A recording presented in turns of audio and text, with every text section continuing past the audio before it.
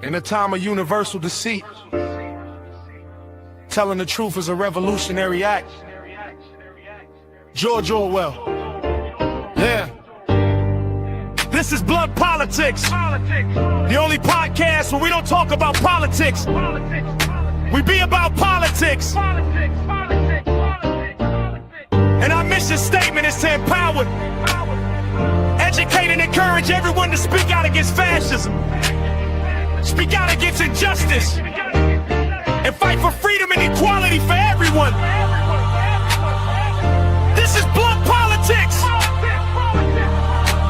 and we ain't stopping till they put us in the grave. We ain't gonna be quiet, and we ain't gonna be scared, and we ain't gonna go along with the crowd. This is Blood Politics.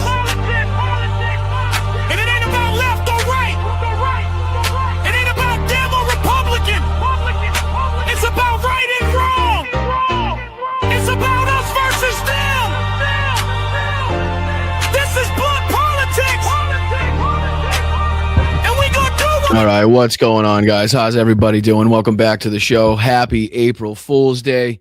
You did make it another month. Congratulations to making it through another month in the hellhole that is the timeline that we are all living in right now. So go and give yourself a round of applause, a little pat on the back. What's going on, chat? How are you?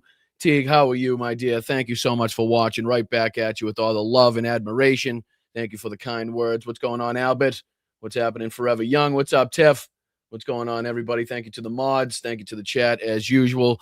Thank you to everybody over on this space. Thank you to Matt. Thank you to the mods over there. Very much appreciate you guys, as always, for the work that you guys put into making this, this thing run, to making sure that people stay involved and, have different outlets to watch. So it's very important. And again, I'm always, pleased and honored to be a part of it. So appreciate you for including me, and lots to talk about today. Like I said, April 1st, 2026, ladies and gentlemen. Tonight, apparently, Donald Trump is going to try to claim victory where there is none. Apparently, we're just going to leave the Strait of Hormuz in control of Iran. And that's just going to be that $4 gas and $100, oil per barrel is going to be just the future, I guess, because, Donald Trump talking about this ceasefire that he supposedly negotiated with the president of Iran quickly coming out and calling that bullshit. Pretty much like everything else that Donald Trump has tried to come out and say to try to kind of impact the world market, to try to impact gas and oil prices, to kind of lessen the pressure on him. So I have no doubts tonight he's going to come out with more of the bullshit rhetoric, more of the targets hit, more of the Navy was sunk, more of the airplanes were shot out of the sky.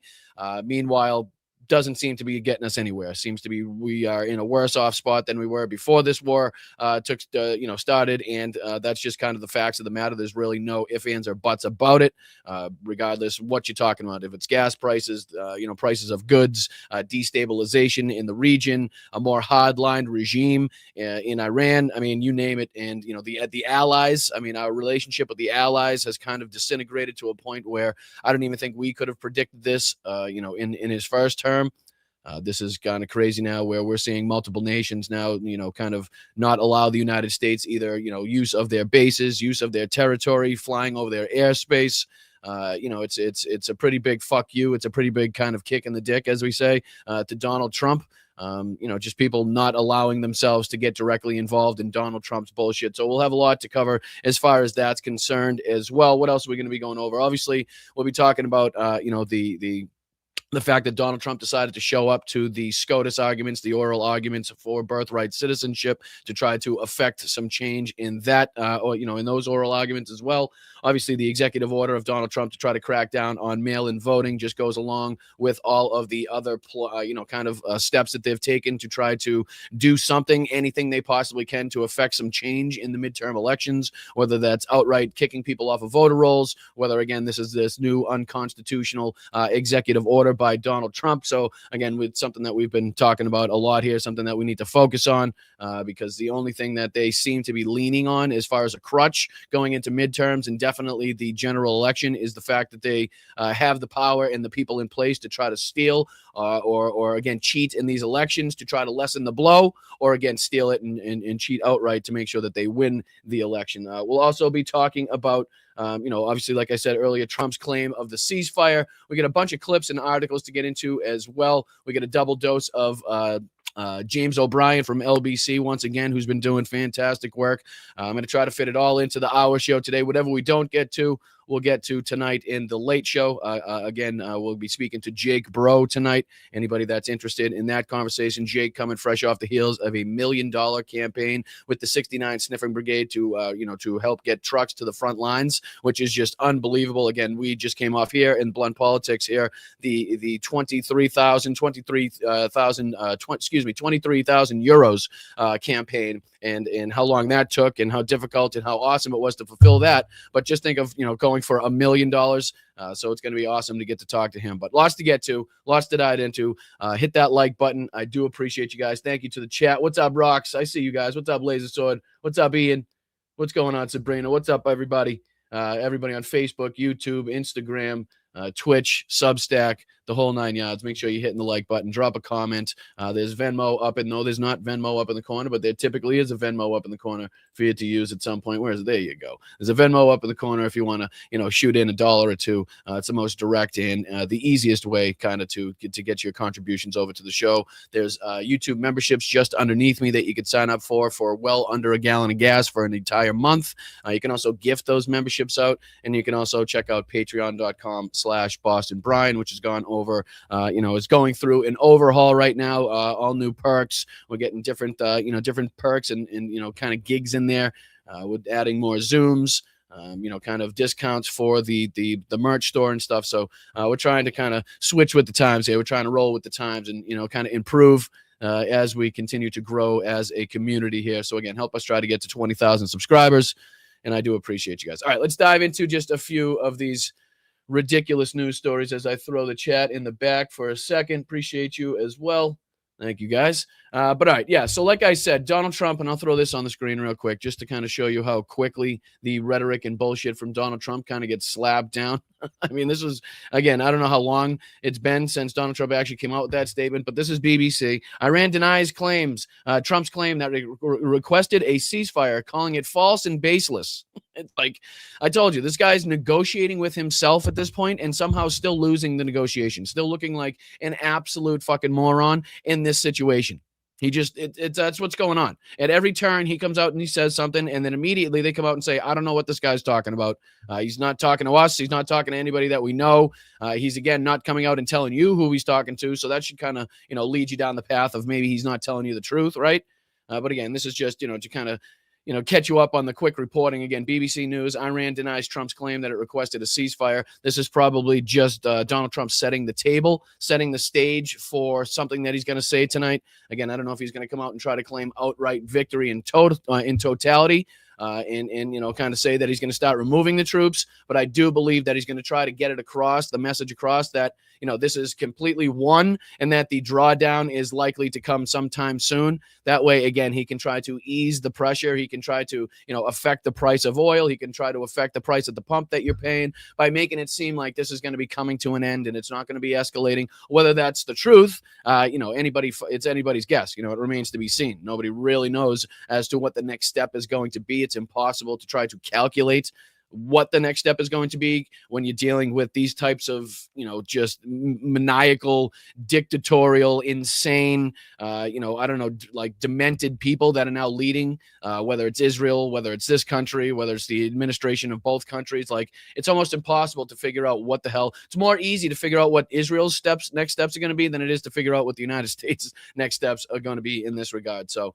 that's one of the pieces of news that I wanted to pull up. Again, just trying to set the stage. I believe Donald Trump is, as far as his kind of address tonight. I can kind of, suspect that it's going to be a lot of the same rhetoric. Like I said, a lot of this is how many targets we've taken out.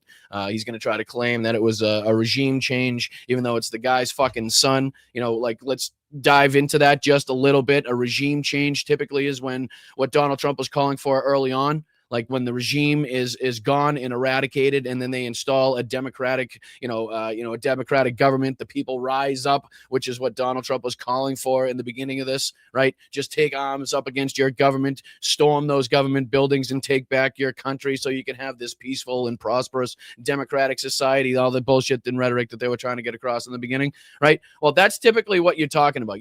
Regime changes, and hey, let's just put the sun in there, and everybody else, we'll just install, a few new leaders here and there that are more hardlined, that are less, amicable to talking and negotiating with the United States. Like, that's not what you're going to sit there and applaud as like, a positive regime change in this regard. It's just kind of stupid. So again, nobody puts it past them to try to claim victory in this regard. But there's a few videos here I just wanted to pop on the screen. This one's from GMA, where they just kind of go over. It's a quick clip. A bunch of these are quick clips to try to get it in for today. So some of these are quick hitters. This is one of them. This is from, again, GMA, where they're just talking about Trump's address to the nation today and what's going on with Iran. I just want to see if they can give us any more kind of insight, if there's been any inside reporting from people in Trump's administration as to maybe what he's likely to say tonight. I know I have my speculations. I know you guys have your speculations. I know we have our guesses, but maybe there's somebody on the inside kind of leaking the information to try to get ahead of it. I wanted to kind of dive into this with you. Like I said, just a couple minutes of this, and then if not, we got a ton to dive into. Next one we'll be getting into is even Fox News is talking about how bad of a strategy it would be. Let me throw this on. We won't dive into it just yet. But this is, what's his name? Stuart Varney, I believe, on with Fox Business, talking to an ex-Trump administration official, who's talking about how bad of a strategy it would be if Donald Trump tries to claim victory while leaving the Strait of Hormuz closed.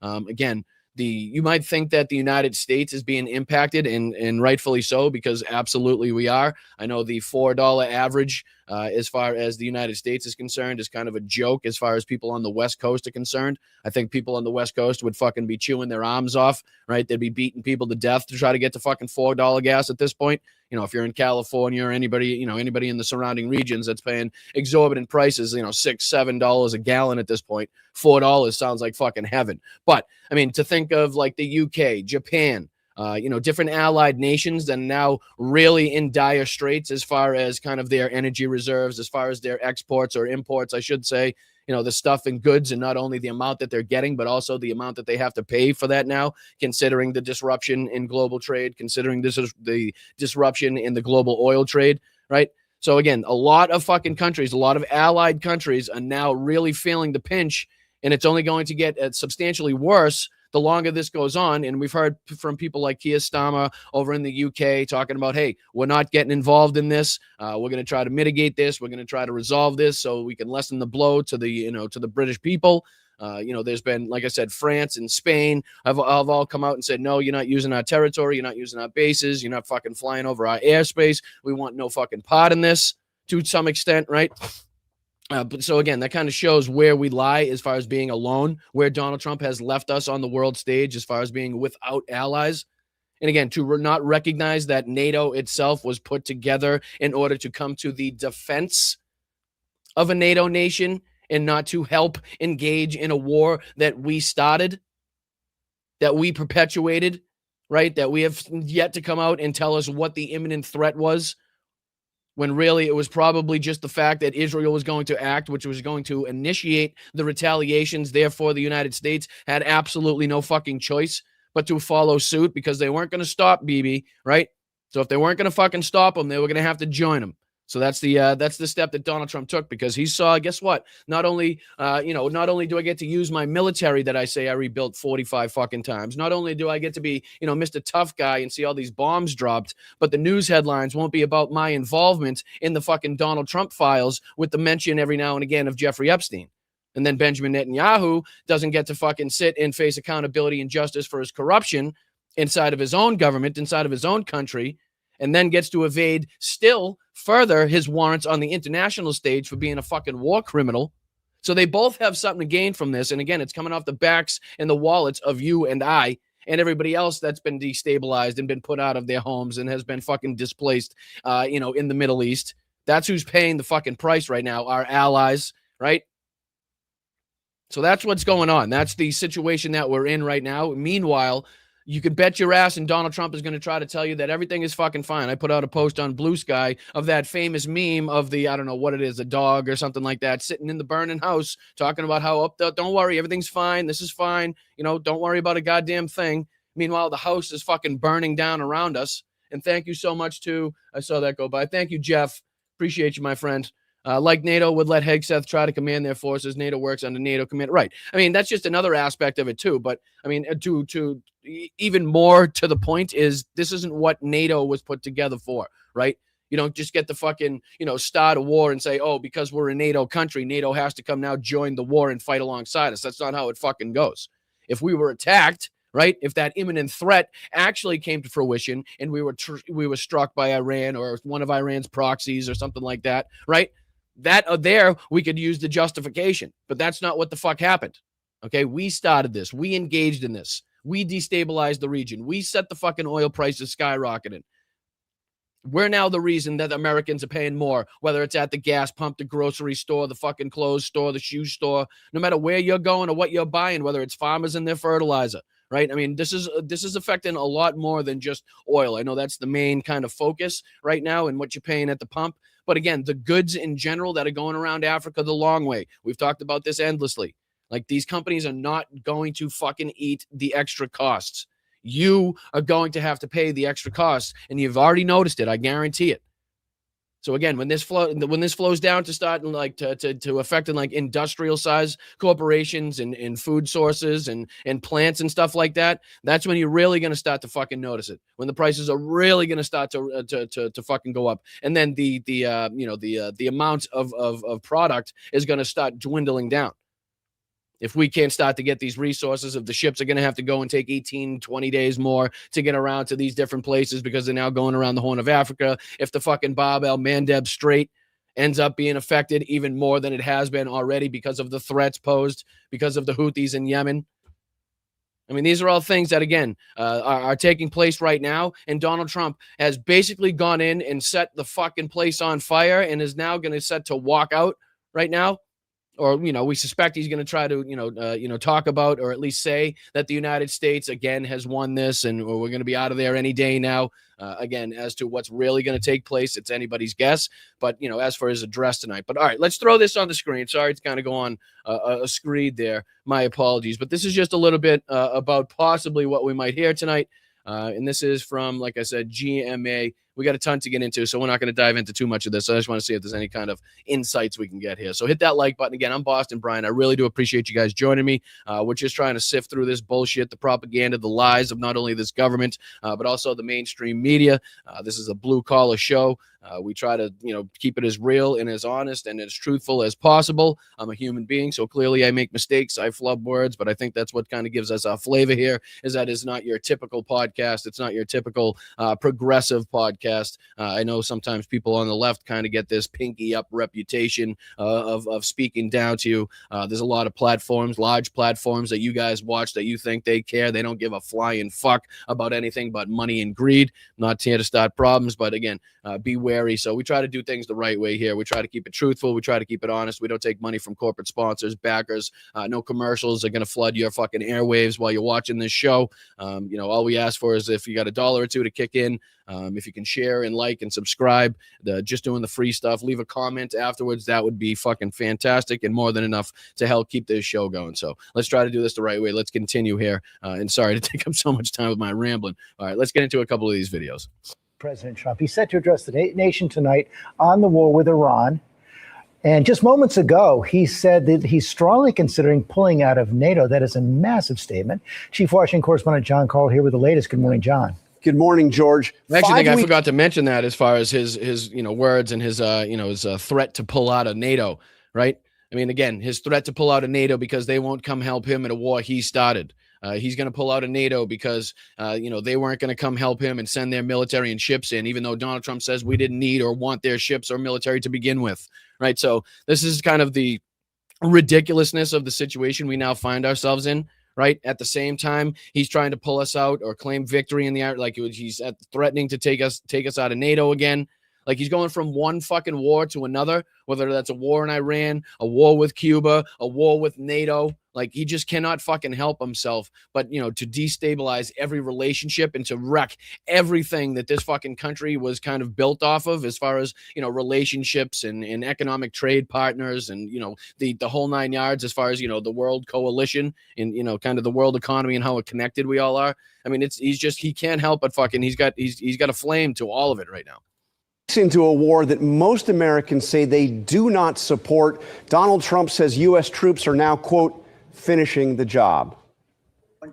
Just days ago, President Trump threatened a major escalation of U.S. attacks on Iran. But now he is signaling that U.S. troops may head home within a couple of weeks. We're finishing the job, and I think within maybe 2 weeks, maybe a couple of days longer to do the job. It's not the first time the president has said right. So again, from war crimes to threatening war crimes on Truth Social to now saying that we're going to be out of there in a couple weeks and we're just finishing the job. So why are you threatening war crimes? Why are we sending in more troops? Why are we sending in more ships? Why are we asking for $200 billion more? Like, what is the disconnect here between what we're seeing on the ground, the reality on the ground, the fact that we're still seeing strikes inside of Israel, inside of U.S. bases in the area, strikes to different ships.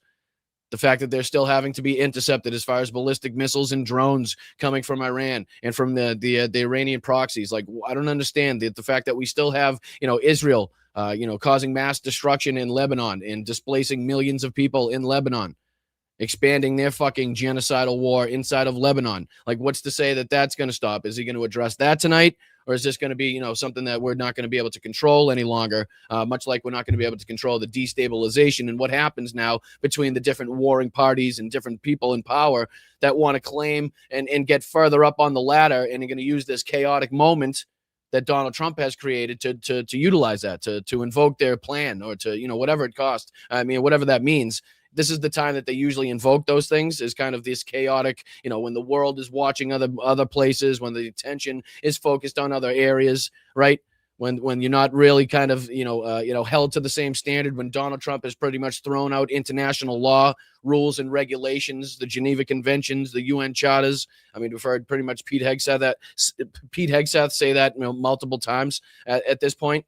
But yeah, so to hear Donald Trump talk about pulling us out of NATO at the same time that he's probably going to try to claim victory once again in the Iran war, as we're again still at $100 a barrel oil, $4 a gallon gas. We're still being destabilized in the region. Our allies hate us more than they've ever hated us. So this whole thing has been an utter disaster. It's been utter chaos. Right. No part of this is he able to claim was worth it, was a victory, was a goal was a goal achieved. None of it.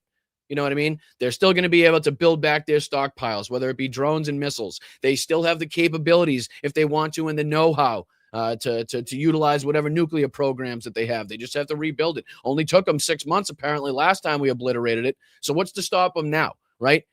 Did we kill? Did we burn? Did we bomb all the paperwork? Did we bomb all the blueprints that would allow them to create and continue to do whatever we say that they were doing since Benjamin Netanyahu has been telling us in fucking 92 or whatever the fuck he started telling us this shit?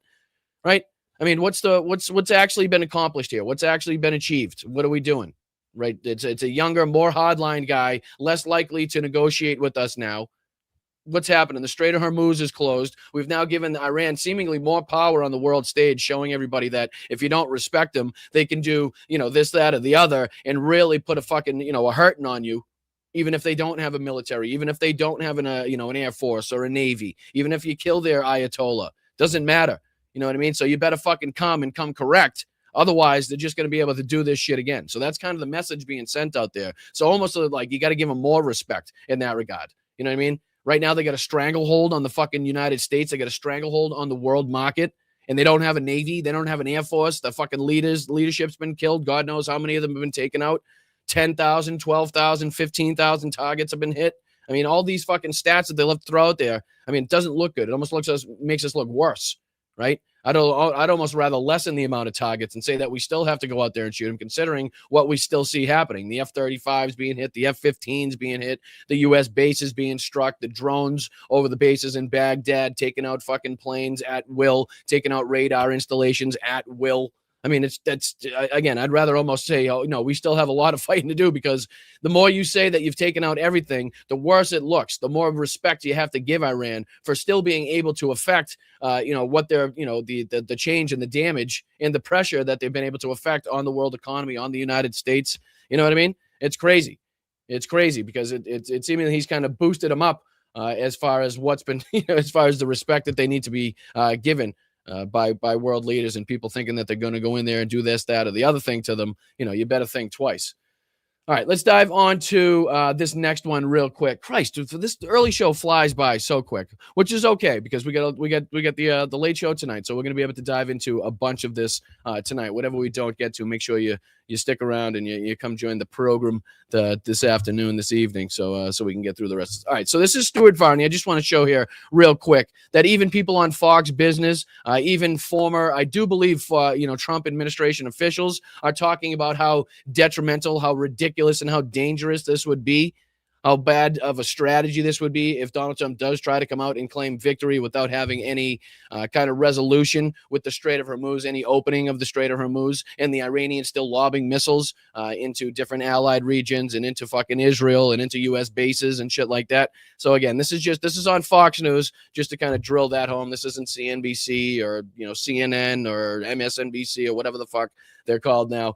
This is Fox Business, Stuart Varney, and somebody that I think, if I'm not mistaken, worked in the former Trump administration. So let's see what they're saying. Again, just a minute or two of this, and we'll dive on to a couple of the articles, a couple more of the clips that we can get through here. Appreciate you guys. Make sure you hit that like button. Make sure you hit that thumbs up. It helps a lot. It really does. So make sure you drop some emojis in the chat.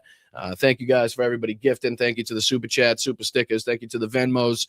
Stick around to the end of the show, and we make sure to highlight and congratulate and thank everybody that sent one in. And yeah, let's get into it. Appreciate you guys. Again, Fox Business here, Stuart Varney. A new report says President Trump has told his aides that he's willing to end the war without reopening the Strait of Hormuz. Dan Buriet is with us. He's the former energy secretary under President Trump. Dan, do you believe that our president would end the war without reopening the Strait? It sounds like he hasn't finished the job. Well, good morning, Stuart. I find it hard to believe, to be honest. If this is part of the negotiating strategy, as the Secretary of War pointed out, to get the Europeans, to get the Asians, to get others involved to help us open the Strait, then that's fine. I understand it. But if it is truly accurate, if the story, the Wall Street Journal story is accurate, then I think it's highly problematic that we would leave that area without opening this Strait. I mean, you think about this logically. If that were to happen, Iran gets exactly what it wants. It gets a ceasefire. It gets to keep this chokehold.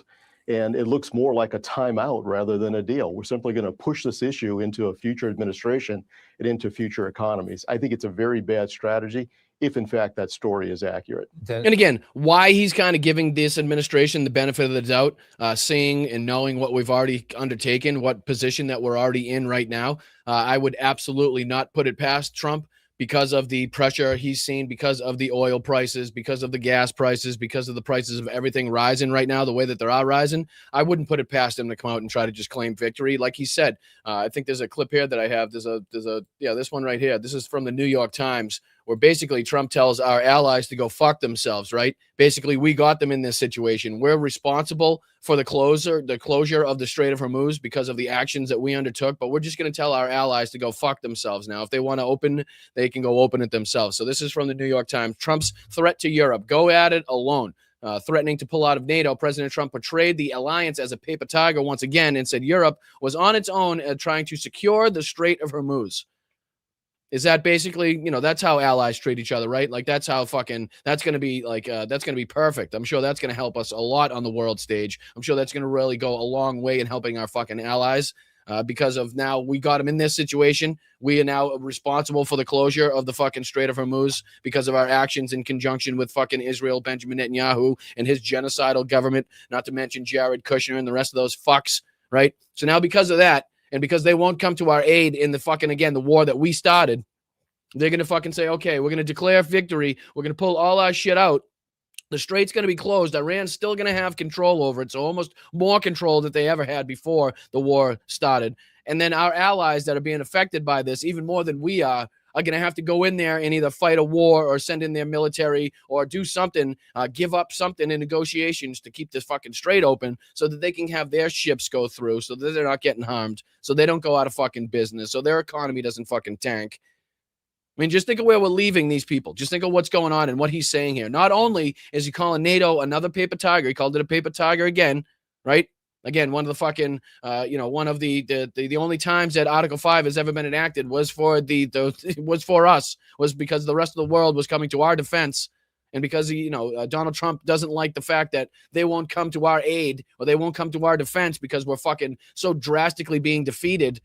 Regardless of what our military has, the success that our military has seen, our leaders are so incompetent that the secondary impacts and this, the fucking retaliations that everybody knew was going to come have been so detrimental that even with the fucking military successes, it's having absolutely no effect. It's managed to change absolutely nothing, and it's gotten us into an even worse situation, more destabilized, right? More likely to see, ongoing strife in the Middle East now. More likely to see ongoing and long-lasting high fucking prices per barrel of oil.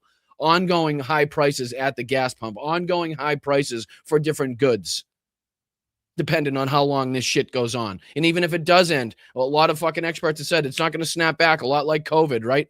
When shit changes this dramatically, when shipping routes are rerouted this dramatically, when shipping has changed and everything has to go through different fucking, different things and different steps, it doesn't just snap back automatically. And again, as we've seen, another fucking COVID aspect, another thing with the tariffs, when these companies and conglomerates and corporations find out that you are willing and will pay the exorbitant prices, the higher prices on these goods, do you think even when the price goes down of what they're paying to get it to that store, do you think they're going to be more than willing to fucking lower that price, or at least lower it to where it was and not try to get a little extra out of you? No, absolutely not. Much like we saw with the shrinkflation, much like we saw with the tariffs, right? As soon as they know that you'll buy it still, they'll fucking keep the price that high, right? And they'll just get their tariffs back in the back end so they can fucking screw you over twice. Meanwhile, they're double dipping. So, yeah, this is from the New York Times, basically talking about Trump wanting to pull out of NATO, talking about how that, like, the UK and Europe can go at it alone. If they really want the strait open, they can have at it, because sorry, we got you into this situation. But because we're little fucking children, because our leader here is a fucking mindless child, fucking, I don't even know what the hell you'd want to call him at this point, but he's so pissed off that nobody came to his defense, and he looks so fucking, inadequate and weak in this situation that he's now taking it out on the allies even further and trying to destabilize again the NATO allyship. But so let me see if I can throw this one on too. This one's from the Telegraph. And any second now, it should at some point go on the screen, unless it doesn't want to work. Let me see if I can refresh. Any day now? No? Hold on. Let me see. Let me try to throw this back on. So I'll throw this on. Why it's not working, I don't know. No, that's not the that's not the one. All right, hold on. Let me stop sharing for a second. My apologies. Last couple days, I think StreamYard's been having a couple heart attacks lately. Just 2 seconds here. I'll throw it back on. All right, here it is. So this is another one here from the Telegraph. Trump interview. I am strongly considering pulling out of NATO. Exclusive. U.S. President tells the Telegraph Alliance, again, calls it a paper tiger, and claims the UK does not even have a navy.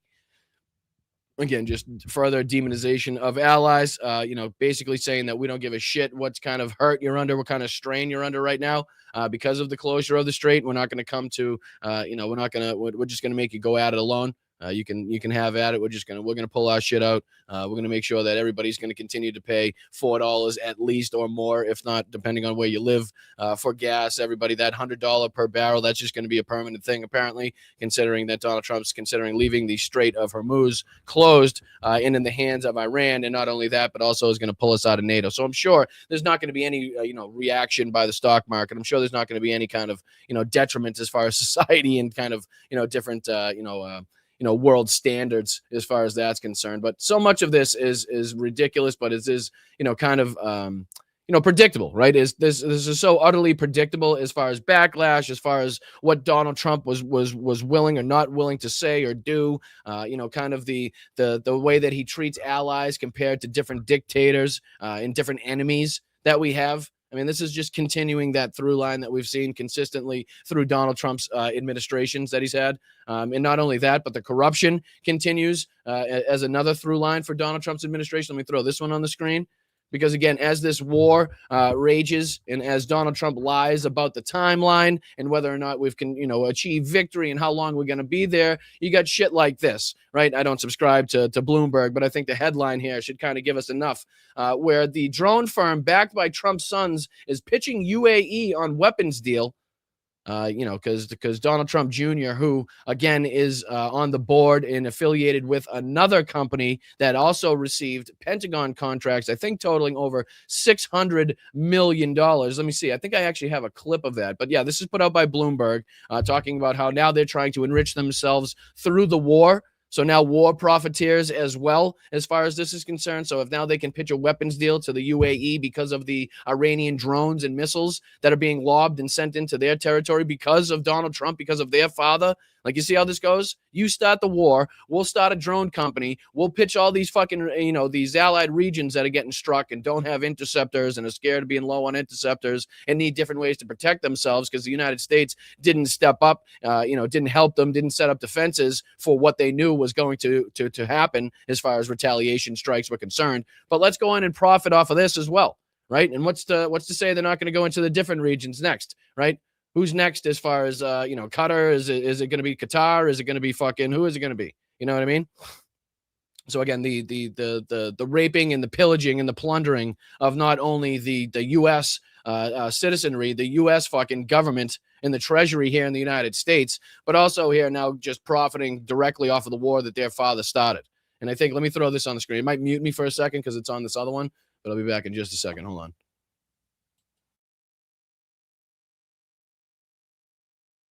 It did mute me. All right, so this is a quick clip here that I found when I was just kind of looking up how much Donald Trump's other firm had gotten. And this is from the House Committee on Natural Resources. I forget this gentleman's name. I'm not familiar. I forget if I did know. So my apologies on that one. But he's just kind of describing the ongoing corruption. Here he talks about how Donald Trump's firm invested a small rare earth startup last August. 3 months later, his father's Pentagon gave that same company $620 million in different government contracts. Again, just blatantly right in front of your face, the corruption, the fraud, the like I said, the pillaging and plundering of this government, is happening and ongoing and continues. And now they're war profiteering. But here's just real quick. Listen to this.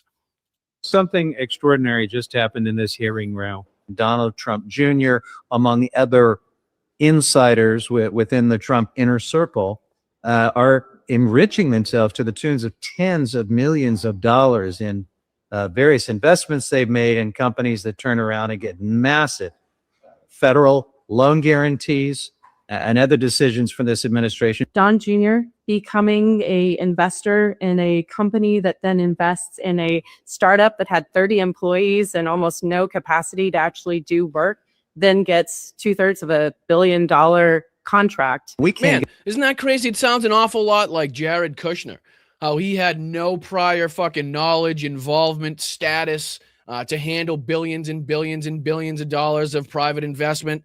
But he got that much and more from the fucking Saudis, right? He got that much from the same people that chopped up, American journalists, right? So don't worry. It's the same fucking shit. It's the same thing here. No prior knowledge. Meanwhile, they were so quick to say fucking Hunter Biden this, Hunter Biden that, corruption this, profiteering that, fucking nepotism, blah, blah, blah, blah, blah, blah, blah, blah. Meanwhile, this is what they're doing in the second administration. The most corrupt fucking administration that has ever been seen on planet Earth is this Donald Trump second administration, second term right here, blatant, right in front of your eyes. Couldn't be more fucking obvious.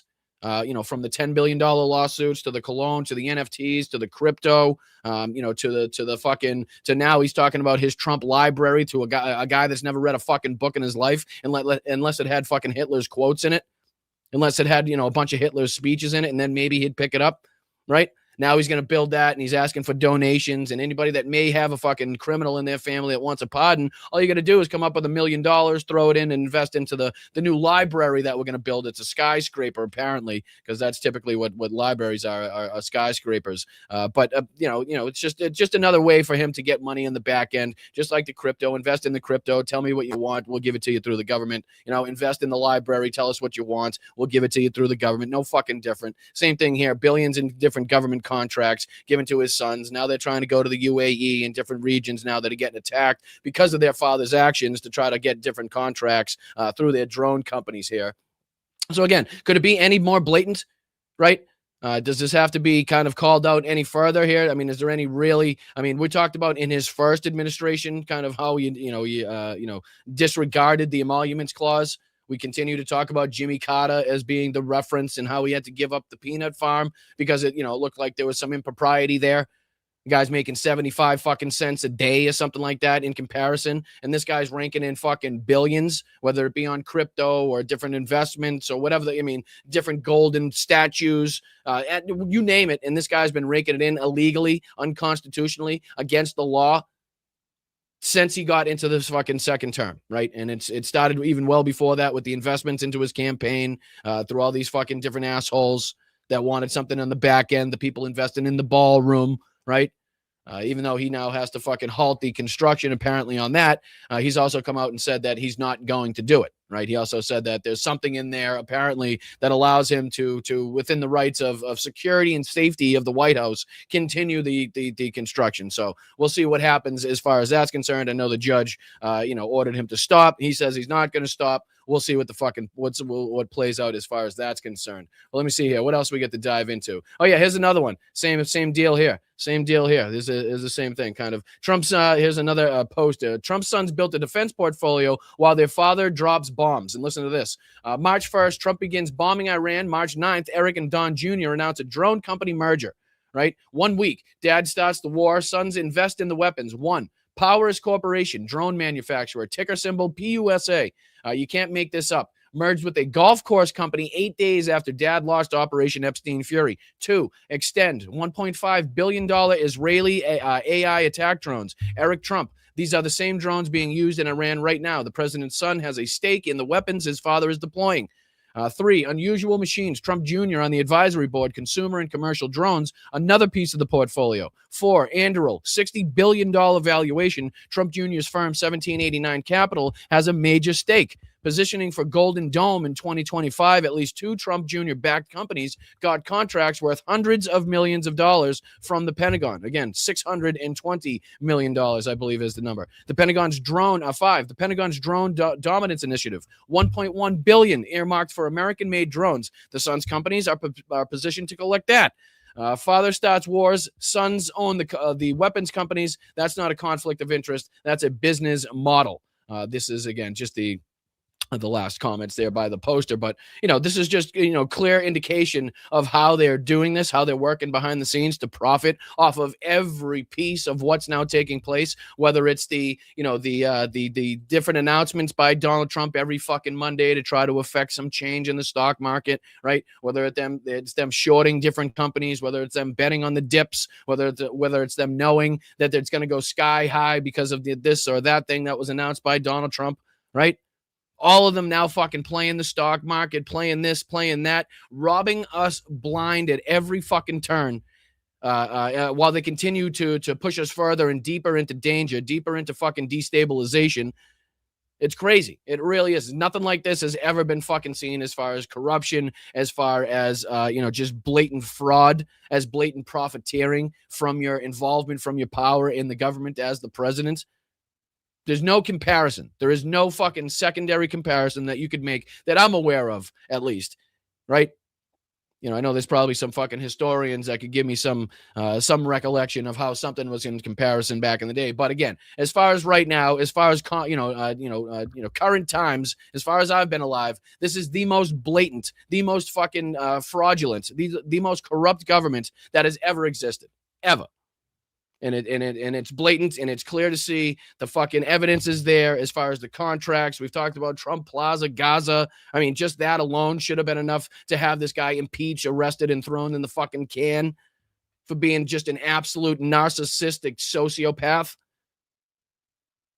Not to mention the fucking 34 felonies, the grabbing women by the crotch, the fucking storming the Capitol, the overthrowing of a free and fair election. I mean, banging a porn star 5 months after his wife gave birth to the son. Yeah, I mean, you name it. The wars that he started, the illegal murders, the war crimes. I mean, there's a list we could go on for a while, I'm sure, at this point. But what time we got? We got about 15 minutes left. So let's see here. What else do we got we could dive through? Oh, yeah, here's another one, too. We might as well continue with the through line here. Here's another one of another Donald Trump representative talking about how NATO alliance is something that probably the Americans can throw away, right? That we can do away with. Right here, Rubio says, if now we've reached a point where the NATO alliance means that we can't use those bases to defend America's interest, then NATO is a one-way street. Then why are we in NATO? We aren't going to have to, we are going to have to re-examine that relationship. That's a decision for the president. Again, further statements, further rhetoric talking about basically removing us from NATO because they didn't help us, even though we didn't need their help. But they didn't come to the help. They didn't come to our aid, even though we didn't need their help, and we kicked their ass. Iran was finished and capitulated in the second day, and we had all the targets struck, and we had the Navy sunk, and we had the airplanes fucking shot down, but they didn't come to our assistance. We didn't need it, though, but we're pissed off they didn't. But again, we didn't need it. But this is why they're continuously saying this. Now they're fucking butthurt because they're looking like assholes on the world stage. Nobody was coming into their help, and they didn't think about this. There was no planning. There was no fucking talks or help and in conjunction with this nation or that nation. We put this together like you normally hear it, right? You typically, you don't have to announce it on like fucking Larry King Live or whatever the fuck to our allies. Like there's different routes that we could take. There's different paths and people that we could speak to as far as intelligence to pass along secretive and sensitive information just to give them the heads up. And it doesn't have to be like the game plan, right? It doesn't have to be like, hey, A, B, C, D, E, and F is what we're doing. It can just kind of be like a broad generalization of, hey, just to let you know, you might want to take some fucking warnings. You might want to, tell your troops in the area to, take some fucking mitigatory, action as far as putting the planes away, as far as putting up netting, as far as, drone defense, whatever it may be, right? Typical things that you would see if you're expecting an army, a military to retaliate against you with their arms. You know what I mean? So just that impact alone and not telling anybody, like, why the fuck would they come? Why would they come and get themselves involved? And again, I don't have the clip pulled up, but we might be actually to go through it and see it. One of these other Twitter accounts might have it posted. But, there was, like I said earlier, Keir Starmer basically saying and relaying to the British people, don't worry. We're going to try to figure out how to make this. We're going to try to ease the pain on you. We're not going to get involved in a war that's not ours. Of course, I'm paraphrasing, but that's along the lines of what he's talking about. Here's Marco Rubio. Basically talking about the same thing Donald Trump was saying and pulling us out of NATO. Let me ask you about NATO. You said that our NATO allies have been disappointing. Specifically, I know you're talking about Spain, Great Britain, France, even Italy now, and that after all of this is done, we will re-examine this relationship. And especially when it comes to, we pay 2/3 of the freight when it comes to NATO defense. And if it's just, quote, about us defending Europe, you said, at this point, how do we call that? And we can't have our landing rights in European nations, our allies, at a time when we need them. What good is that alliance? And is the NATO alliance at risk? Sean, I've been one of the strongest defenders of NATO during my time as a United States Senator because I found great value in it. And it wasn't just about defending Europe. I said it also allowed us to have military bases in Europe that allowed us to project power into different parts of the world when our national security was threatened. If now we have reached a point where the NATO alliance means that we can't use those bases, that in fact, that we can no longer use those bases to defend America's interests, then NATO is a one-way street. Then NATO is simply about us having troops in Europe to defend Europe. But when we need their help, not their help, we're not asking them to conduct. And again, this goes a long way in showing just how not popular this is, right? Just how fucking politically dangerous this is and how much these other countries don't want to fucking touch this with a 10-foot pole. I mean, this is basically them saying, no, we're not getting involved. We don't want to fucking be seen as helping you guys in this. You guys are striking girls' schools. You've continued this. You started this yourselves. Again, you were talking and under negotiations. You didn't tell us about this. This is fucking all you guys. This is all you. So no, don't be flying over our spaces. Don't be using our bases, right? Again, if this was a situation in which you were attacked, and you were asking for us to come to your defense, that's a different story. But that's not what's going on here. And again, that's not what the NATO, alliance is set to do, is meant to do, was put there to do. Right? That's just not how it's supposed to be used or wielded at all. So again, to expect this type of help is egregious and just shows how incompetent and useless and kind of idiotic this whole administration is, as far as what they expect, what they want to see happen, based on their fucking limited knowledge or lack of communication with these different places. It's crazy. It really is. I know we continue to say how crazy it is. But I mean, again, what other words can you come up with as far as that is concerned? And I think there was, let me see here if they posted that one that I was talking about with Keir Starmer. No, I thought I might have seen it on here as far as Keir Starmer's statement, but that's all right. Maybe I'll find it and we can play it tonight on the Late Show. All right, what else we got? Let's see if we can dive into this next clip, which is just, all right, this is pretty good because, again, this is going against pretty much everything you'll probably hear tonight on Donald Trump's speech. And again, just to kind of drill home that what the reality is on the ground, and there are definitely still strikes happening and different capabilities that the Iranians have above and beyond the stranglehold on the Strait of Hormuz. This is the OSINT defender in talking about how the fuel tanks owned by the Kuwait Aviation Fuel Supply Company at the Kuwait International Airport were targeted earlier tonight in a drone attack. And again, this is 14 hours ago reported, so we're just diving back into the reporting. They were targeted earlier tonight in a drone attack by Iran, with a large fire currently burning at the site of the attack. Emergency teams attempting to contain the blaze, according to spokesman for the General Authority of Civil Aviation. And again, I do believe this is now multiple times that this international airport, the Kuwait International Airport, has been targeted. And again, we just continue to see shit like this, right? This is not a situation in which tells us or leads us to believe that the military capabilities of the Iranians have been eradicated, have been completely put in check, right? None of that. And again, the reporting that we did last week talking about the United States could only really confirm about a third of all of Iranian missiles to have been targeted and to have been destroyed. The other ones they were kind of assuming have been damaged or they're underground, which means they can still be used. Right. So that reporting doesn't line up with what you've been told by Trump and by Pete Hegseth as well. Here's another one from 6 hours ago. Ministry of Defense of the UAE has announced during the last 24 hours alone, the air defenses have engaged 5 different ballistic missiles and 35 one-way attack drones coming from Iran. So again, just to drive home the point of the lies that you're being told.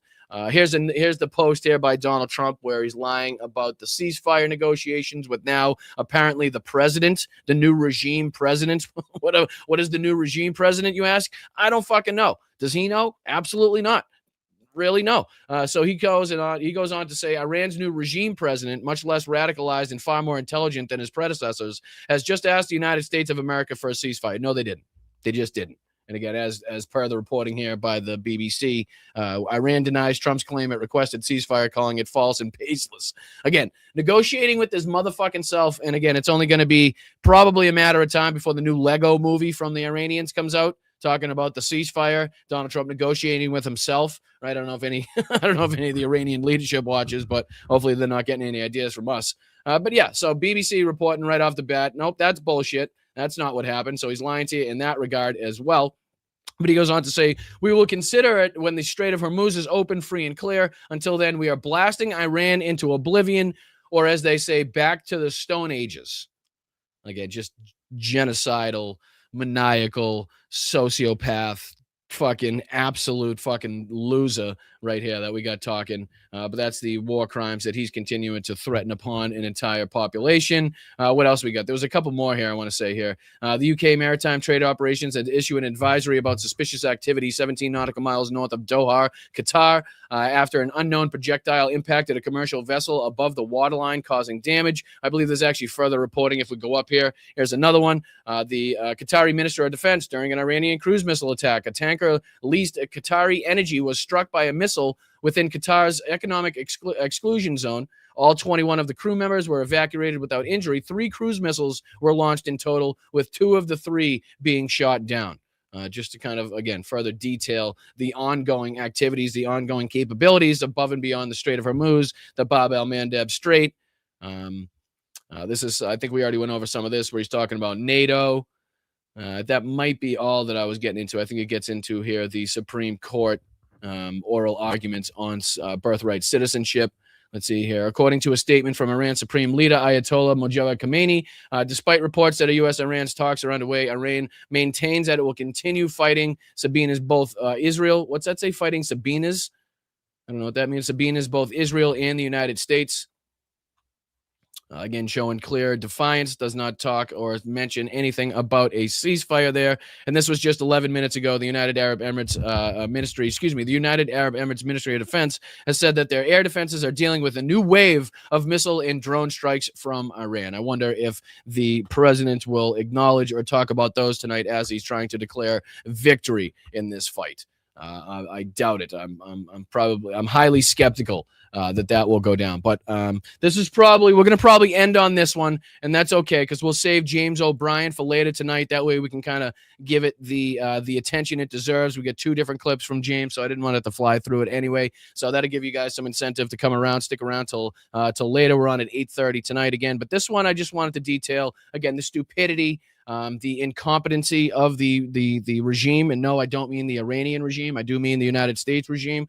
This is talking about how Pete Hegseth downplayed the risk of the Iran war to Trump before the strikes. So basically saying that he had nothing to worry about. Don't worry about retaliations. They would never retaliate. So you know how the last person in Donald Trump's ear typically wins the battle? We always talk about how depending if he talks to Putin or if he talks to this person or Macron, whatever he talks to, like typically he's going to come out for at least a few sentences and repeat the whatever they were saying and agree with what they were saying to some extent. Well, that may be what was going on here with Pete Hegseth. The armchair fucking military coordinator now, the secondary host, the fucking weekend host on Fox and Friends or Fox. What was it? Fox something? Fox. Just it's Fox. Who gives a Fox, really? Right? What he was on because he's not qualified for the fucking position that he holds. That's all I know. But this is what you get when you hire a fucking unqualified, drunk, woman abusing piece of shit to be the fucking Secretary of Defense. You get predictions like this, which is Pete Hegseth telling Donald Trump, don't worry about it. Like this idiot, this maniacal fucking piece of shit moron Donald Trump needed anybody else stupider in his ear telling him that he should engage in this war. But again, this is just a really quick update, a really quick look into, and excuse me, sorry that it had to be fucking fake Tapper here. He's just kind of the one announcing this. So fuck Jake Tapper, in case anybody's wondering, in case Jake's watching. Fuck you, Jake. But again, this is just CNN talking about how talking about the reporting that Pete Hegseth basically downplayed any of the retaliations, any of the dangers posed by undertaking this war because he was so ecstatic. He was so happy to be leading, the United States in battle. He wanted to fucking use those weapons and utilize the planes and the intelligence and fucking play, Mr. Tough Guy on the world stage so he could come out and say fuck international law and fuck the Geneva Conventions and fuck the UN charters and all this shit, right? Even though he's going to be remembered as a war criminal, even though he's going to go down in history as the dumbest military leader that has ever fucking, faced this planet, that has ever fucking graced the United States government. But again, this is just really quick talking about how Pete Hegseth didn't think anything was going to come from this. This wouldn't be a problem. Straightening out the Strait of Hormuz is something Trump has clearly wanted to do, but it has proven to be quite complicated. CNN has new reporting on what Trump was not told before launching into this war, according to sources. In the lead up to the first bombs dropped on Iran February 28th, the president met with a small group of advisors to discuss options. The president made it clear he wanted to launch a military campaign alongside Israel, sources tell us. This sort of briefing would normally include likely economic fallout should Tehran retaliate. Did you hear what he said, though? He wanted to.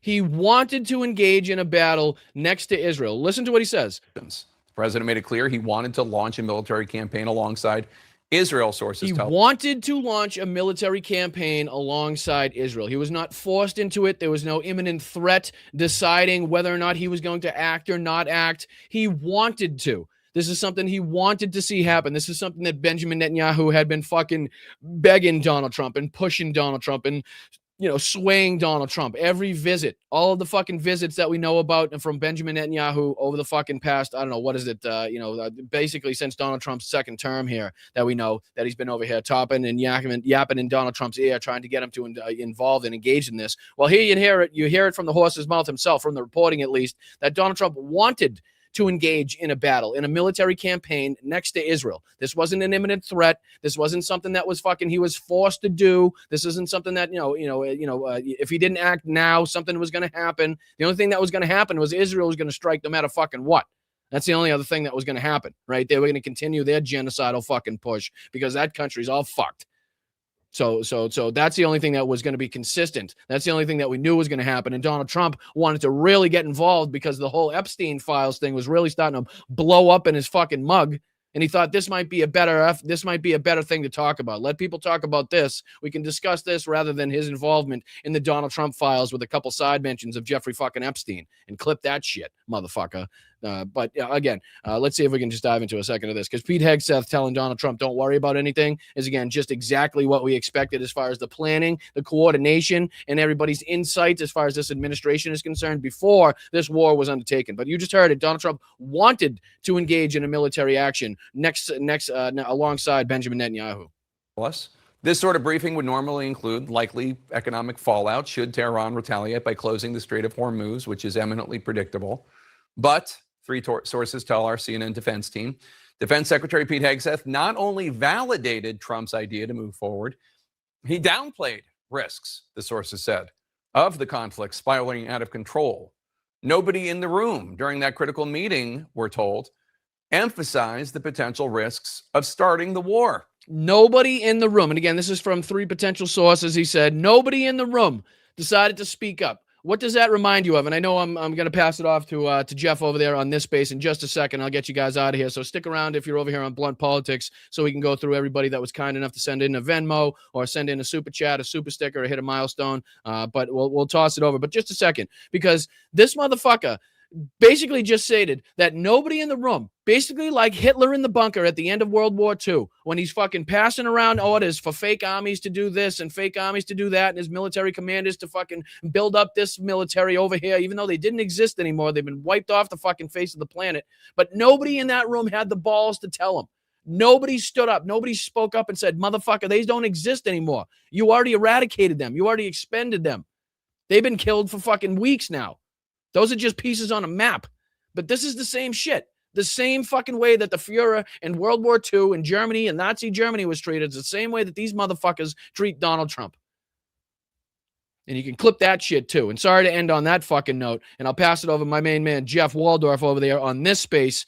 I appreciate you. And sorry if I took up some of your time, my friend, but I felt that was kind of an important point to make. So again, thank you to everybody on this space. Thank you to everybody, Matt. Thank you to the mods. I appreciate you guys. I'll kick it over to you guys now. Thank you, Jeff. Kick ass, my brother, as you always do. Make sure everybody's heading over there and subscribe to everybody on this space. So thank you guys. Appreciate it. Stick around on Blunt Politics. Here we go. All right, thank you guys. I do appreciate it. Sorry, I try to get off on the right time.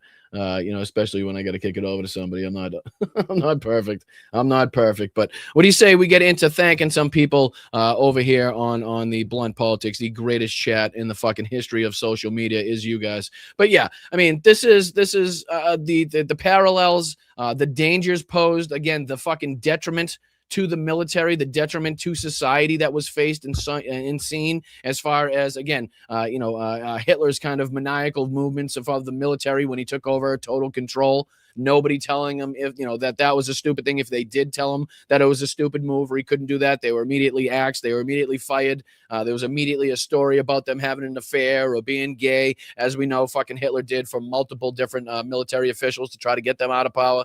But these people, these fucking sycophants, this is what they're known for. This is why we're in this situation. They have no prior knowledge of. They have no fucking qualifications to run the positions they're now running, right? They have no fucking insight. They're all drunk, useless hacks, giving their fucking insight as to what the U.S. military should be undertaking.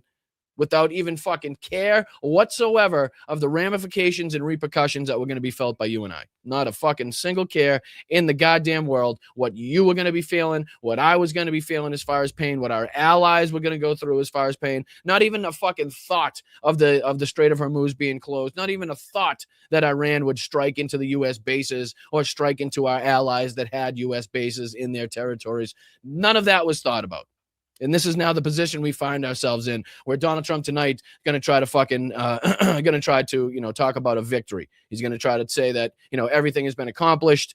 Basically, what he wanted to see happen has happened, and nothing has changed. Everything gotten worse. But don't worry, give us some fucking credit, give us some pats on the back, and we'll be all set here. So that's exactly what we're going to see. I think he's going on at 9. So we'll get through our conversation with Jake Bro. That should end about 9:30, I believe, on the East Coast, and then maybe we could jump into, if he's still on, some of the bullshit that he said. If not, we got a ton that we can talk about and look at as far as clips we didn't get into today. So let's get into thanking some people on Venmo. I see some people right now sending some in because you're just absolutely amazing fucking people. And I can't thank you enough for all your kindness and all your support. Again, whether that's, let me just throw this on the screen as far as we're doing some housekeeping here. So don't forget. So we're going to use these dates, okay, as far as the Patreon Zooms. So these are going to be the dates for April. So if you're signed up at patreon.com/BostonBrian at any of the levels, these are going to be the dates for the Zooms in the upcoming month of April, or excuse me, this month of April, as we're, now into the 1st. So the April 6th on a Monday is going to be all members. So anybody signed up at any level can get access into that one. The 13th will be for VIP only. The 20th will be for the secondary level. It just keeps getting better, and the VIP. And then the 27th will be another VIP only. So the VIP, if you sign up at the VIP level, you'll get 4 chances. You'll get 4 Zooms that you could take part in every single month. If you're the secondary level, you get to take place in 2 of them, I believe. And again, if you're signed up at the the starter level, the Let's Fucking Go, you'll get access to one of these Zoom chats. I believe I have that correct. Excuse me if I have that wrong. It's all new to me, so I'm trying to get it down myself. So again, but don't forget to head over as well to the Blunt Politics shop. You can head over there. You can check out bostonbrian.com. There's a link that you can check out there. Please make sure that you are using the best judgment, get the best merch, and then you can take a picture of it, right? And then you can share it, and then we can post it, and then we can reshare it, and we can use it on the website if you give us permission.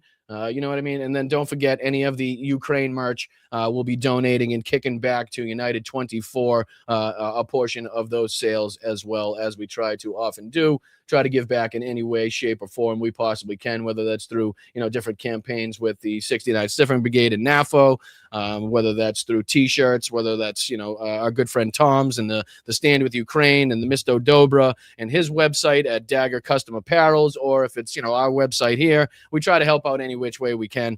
So again, everybody that helps out, anybody that's getting a piece of merch, thank you to everybody that's reporting on the quality. Big Dog, I saw you were saying that it's really good stuff and that it's nice and soft. So that's good to hear. Again, anybody that's been recently receiving their merch, take a picture of it, send it out. You know what I mean? That way we can see you guys in the gear as well. So thank you so much. All good. Anybody that can't sign up, there's liking, sharing, and subscribing. That stuff's all free. So don't worry about it if you can't come out of pocket. Like I say, I know right now a lot of people are in some difficult situations financially. It's unpredictable. It's uncertain what's happening in the future, and I understand. So I am right there with you. Believe me. That's why we try to do everything in house. We're trying to do everything without outside help. No ads.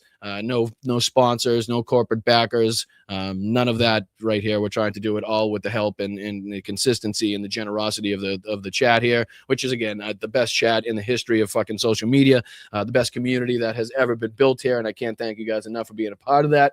So again, let's get into thanking some people. Oh, speak of the devil, Dame, what's up, brother? Thank you so much for the $10 on Venmo. Trump just died, April Fools. Yeah, you son of a bitch. I was gonna say something like that, but I didn't want to lose every single one of my subscribers all in one day.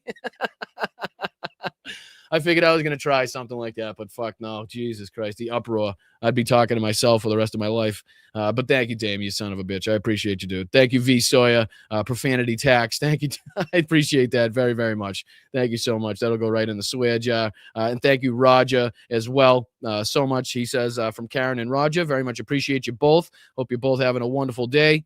Hopefully the weather is getting nicer wherever you guys are watching from. And then just from the last couple of days, I want to say a big thank you to Tom Altaboy. Very much appreciate you, my dude, for your very, very generous contribution. And thank you to Jenny Faye. Thank you to Roger, Claudia. Thank you to Jennifer. Thank you to Yakov. Thank you to Tom and Victoria. Thank you to Garrett. Thank you to Peter. Thank you to Candy. Thank you to Tanya. Jeffrey, Andrea, Suzanne, you guys have all been fantastic. Maria over the last few days. So everybody that's, taking their time out has taken a picture of the old Venmo here. Again, the quickest, most rapid way to get your support to the channel. Nobody gets to take a cut. It's immediate. But again, any way is helpful, whether that's YouTube memberships. You can sign up right underneath me here. Should be a button where you can sign up. It's less than a gallon of gas for an entire month's membership.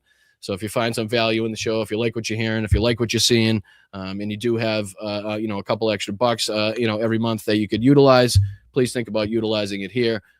Again, we are not your normal podcast, not your everyday podcast, but I think that's what kind of gives us, again, I keep saying flavor. I'll come up with a different word at some point, but that's what's kind of given us the buzz, I hope. So thank you to everybody on Venmo. Oh, thank you. Who just sent one in? I saw that. Oh, thank you, Yakov. I appreciate you, brother, for the 10, man. Thank you so much for either gas, coffee, or weed. No, I know I added in the weed pod, but, we'll fuck them. Thank you, Yakov. I do appreciate you, brother. All right, let's get into thanking everybody that was kind enough to donate here on the YouTube side of things as well. And thank you to everybody on Twitch. Thank you, Alyosha, for everything that you do over there and keeping that place safe as well. Thank you to everybody sending in bits. Thank you for the hype trains. You guys are fantastic. I don't really have the capacity to put all the different platforms up to watch the ongoings and the happenings. So I appreciate Alyosha for keeping me involved and up to date. And I appreciate everybody that's gifting and getting involved over on Twitch and Substack and YouTube, obviously Twitch, Instagram. I want to make sure that you guys are all appreciated, feel appreciated. So thank you to Angela, starting it off today. Dear God, playing directly into the hands of every last one of our enemies. That's exactly what's been happening, Angela. Unfortunately, spot on with your assessment. And again, the incompetency and the lack of intelligence that we've seen coming from this regime, and no, not the Iranian regime, but the United States regime, is the worrying part, which is why it seems to be like they've put their focus entirely on trying to steal the midterm elections rather than, have some positive outcome in this, ridiculous situation that they've gotten us into. So spot on, Angela. I appreciate you. Thank you so much for the $5 contribution. I hope you're having a wonderful day. Thank you, Michael. What's going on, my dude? Good to see you, my friend. How you doing, Brian? Just wondering if you've seen Ted Family Guy. Is it fact or fiction about Boston? I've seen both of them. I'm not sure exactly what specifically you're referring to, but there's a good portion of truth in both of them. I can tell you that much. Definitely. Some of it's obviously exaggerated and stuff like that, as always. But yeah, there's some definite truth in there. But thank you so much for your contribution, Michael. Good to see you, my friend. Thank you, Jeff, as well. Like NATO would let Hegseth try to command their forces. NATO works under NATO commanders. Again, I was in support of that earlier when I saw that, and still am. I think that's spot on as well. I don't think anybody would really take the risk of letting Pete Hegseth be the commander of all NATO forces. I think that would be about as bad as a situation you could possibly expect, above and beyond having him control the United States military, right? So no, I don't think that's gonna happen. So I appreciate you, Jeff. Thank you so much for your contribution. Thank you, Jeff. For the 420, let's fucking go. Trump's pullout game is weak and his pen is small. You know what, Jeff? You took the words out of my mouth. I was gonna say that when we were talking about pulling out of NATO, but I didn't want to get too derogatory. You know what I mean? I thought it was not the appropriate time and place. But the end of the show is, so spot on with that. Spot on with that timing. I appreciate you, Jeff. Thank you so much for the 420. Thank you, SFL, for the free hugs. Right back at you. I do give good hugs too. I'm a good hugger. I've been known as a good hugger. So I'm sending back some really good hugs as far as that's concerned. So I appreciate you. Thank you so much for your contribution. Hope you're having a good day as well. Thank you, JD. Appreciate you for the super sticker, my friend. Thank you, Jeff, again, for another $5, the April Fool's Day speech, right? At the end of this night's speech, when he declares victory, everybody's going to have to stand up and say April Fools. Well, thank you, Jeff. I appreciate you. And rounding it out today, thank you, Eileen, very, very much for your contributions, for your $10 super sticker. Very much appreciated. Very generous of you to come here and to contribute. It goes for everybody here. Thank you so much for not only watching, but sharing. If you guys do find some value in the show and you want other people to check it out, or if you think other people would find some value in it, please share it out to your friends, family, coworkers. Send it in a text message. Mention it in another chat. Right? Don't overpower the chat or whatever show you're watching, but just general mentions, general kind of lobsters in the chat to see if there's anybody else in there that may recognize that kind of calling sign. But yeah, just kind of spread the word if you can. We're trying to get to 20,000 subscribers by the time we're kicking ass in midterm elections. So if you could help us get there, that would be fantastic. I would be very, very appreciative. And again, I will see you tonight when we have our conversation with Jake Bro. Jake Bro does fantastic work reporting on the ongoing incursion and brutal invasion of Ukraine by Russia. He's also responsible for now millions and millions and millions of dollars being raised and sent to the front lines in the form of drones and trucks and other equipment. So really excited to get to speak to him again. Good friend of the show. He's been on before. So lots to talk about as far as successes recently seen by Ukraine as well. So above and beyond the campaign that he's responsible for and the greatness that has been seen by his community and different communities. I'm sure everybody to a certain aspect is getting involved in that. So we'll be talking about the frontline news and the ongoing situation with Russian oil as well. So stick around, join us tonight, 8:30 p.m. here on the West Coast. Yeah, on the West Coast, on the East Coast, and then 5:30 on the West Coast as I get my coasts mixed up.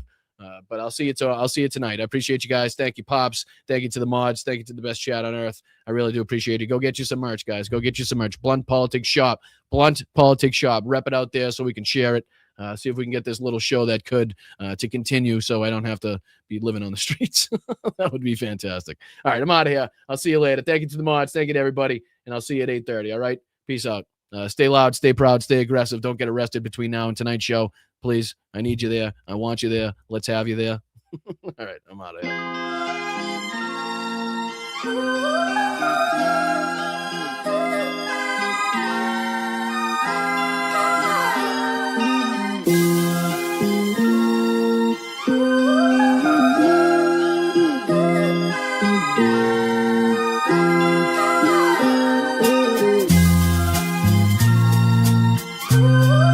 God bless the United States. We're inviting Americans from all across the country to come to officially name the undisputed. When did this come out? Somebody said, "Is that a Trump statement or is that real?" For minors, do we love minors? I love minors. The kidney has a very special place in the heart. It's an incredible thing. Nothing bad can happen. It can only good happen. The undisputed champion of beautiful, clean coal.